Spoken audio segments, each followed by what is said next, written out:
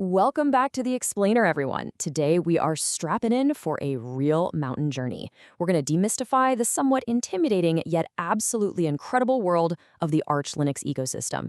If you've ever looked at pure Arch and felt like scaling that particular peak was just totally out of reach, don't worry, we are going to navigate this together. Right out of the gate, we have to tackle the elephant in the room. Is Arch Linux simply too hard? I mean, you read the forums, you see the memes, you've almost certainly heard the infamous rumors about its famously steep learning curve. But we have to ask, are those rumors actually true? Well, listen to how one community member put it. They said the chances of you getting crushed when trying to install a Linux-based operating system or learning the usual curves in your first week are pretty high. Wow. I mean, that perfectly validates the intimidation factor right there. Pure Arch is essentially the ultimate do-it-yourself project. It doesn't hand you the keys to a beautifully decorated pre-built house. It basically just dumps a pile of bricks and some mortar in your lap and says, all right, get to work. So here is our roadmap for the Explainer today. 1. The Arch Linux Challenge. 2. Friendly gateways to Arch. 3. Speed and gaming powerhouses. 4. The Systemd Rebellion. And finally, 5. Finding your perfect fit. Okay, diving right into part 1, the Arch Linux Challenge. Let's establish exactly what we're dealing with here. Arch Linux is a lightweight, totally do-it-yourself distro built entirely from the ground up. And it's what we call a rolling release. That just means it updates continuously forever, rather than making you install huge new versions every year. Now that immense flexibility is for sure its greatest strength. You literally only install what you actually want. But doing that completely manual setup without a nice graphical installer, yeah, that is exactly why this massive thriving ecosystem of alternative user-friendly versions exist in the first place. Which brings us nicely to part 2, friendly gateways to Arch. If pure Arch is a bit too raw, there are some incredibly welcoming base camps for new users, generally split into 2 main philosophies. On one hand, you have Manjaro. Manjaro uses what's called cascading stability. They actually hold back software updates for a little while to do extra testing, giving you a smoother ride. But then on the other hand, you have EndeavourOS. This one is bleeding edge. It gives you that pure, fast-paced Arch experience, and it is very terminal-centric.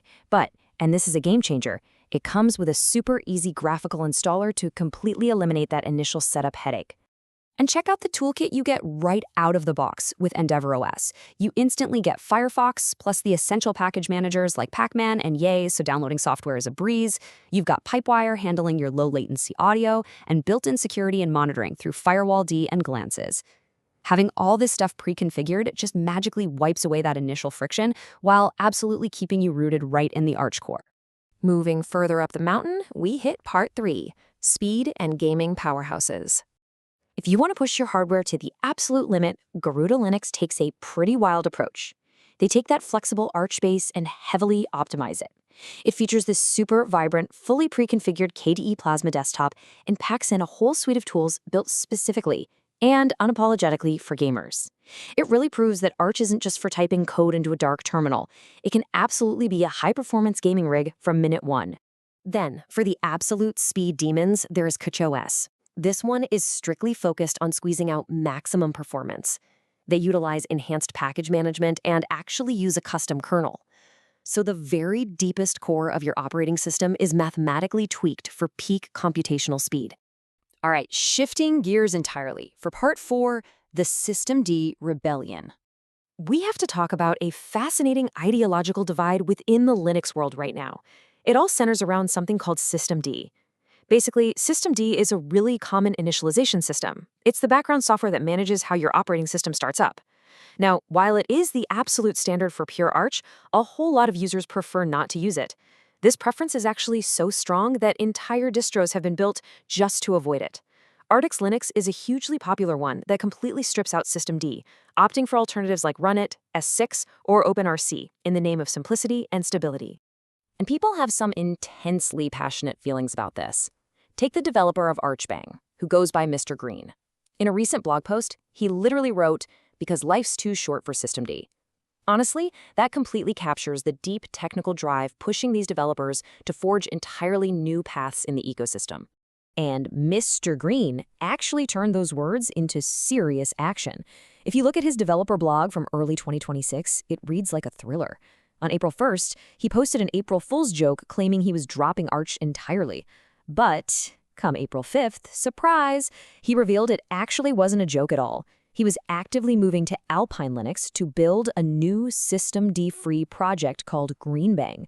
And by April 14th, just days later, he was reporting major technical breakthroughs, specifically using something called SquashFS to dramatically improve RAM efficiency.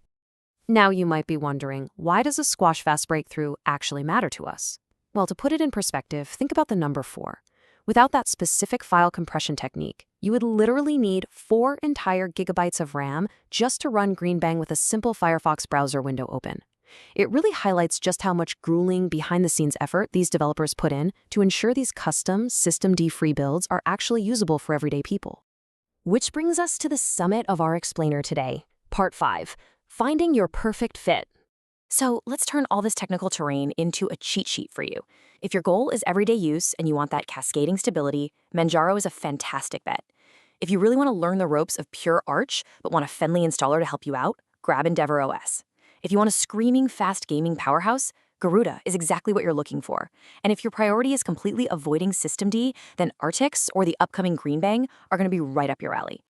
At the end of the day, it really just comes down to 2 simple steps. First, take a second to honestly identify your main computing goal. Are you building a gaming rig, writing code, or just browsing the web? Second, realistically assess what your hardware can actually handle. Once you lock down those 2 things, you can confidently pick the distro that solves your exact problem.